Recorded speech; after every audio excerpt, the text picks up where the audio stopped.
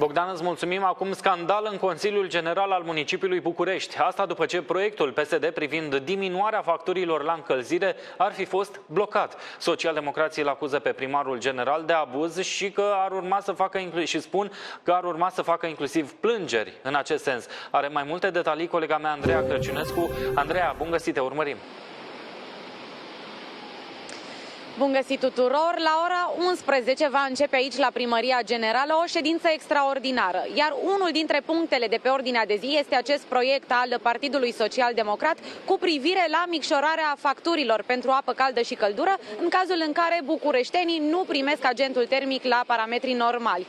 Însă, potrivit informațiilor pe care le avem până la această oră, proiectul nu va putea fi votat și dezbătut astăzi în Consiliul General, iar asta a stârnit supărarea celor de la PSD și nu numai. Am văzut de altfel că ar exista nemulțumiri și din partea PUSL, AUR, dar și Reper cu privire la blocarea parcursului acestui proiect. Mai exact, primarul general, dar și aparatul de specialitate sunt acuzați că nu ar fi respectat pașii legali și tocmai de aceea nu se întrunesc acum toate condițiile tehnice, nu s-ar fi putut face comisiile de specialitate și de asemenea nu s-a putut obține un raport de specialitate din această cauză.